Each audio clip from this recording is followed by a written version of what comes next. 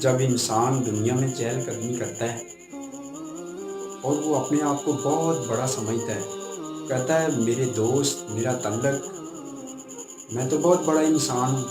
लेकिन सबसे बड़ी हकीकत क्या है कि हमारा कोई दोस्त फौत हो जाए, हमारे पास टाइम नहीं होता कि हम उसकी कब्र पे जाके दुआ कर लें। तो कुर्बान जाऊँ, मियाँ मोहम्मद बख्श साहब क्या खूब लिखते हैं, मरने के बाद क्या होगा।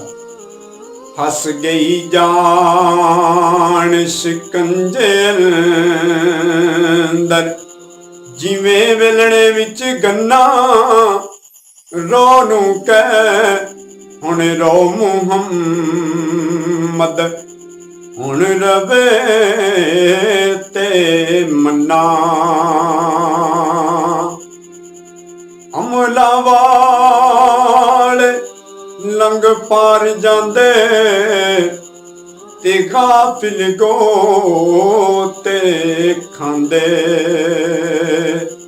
गुलाम फरीदा ओ नहीं डुबण देंदे ते कामिल पीर जिन्हां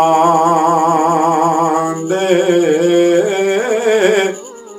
मोती चोग जिन्हां दी होवे ओ नहीं चुगदे दाने, करम जिन्हां ते मुर्शिद कीते ओ कमले भी सियाने।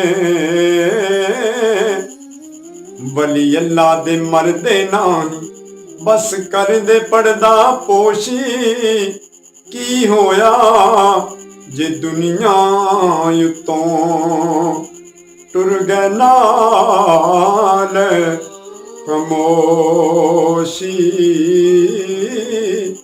वीडियो अच्छी लगे साडे चैनल में जरूर सब्सक्राइब करियो।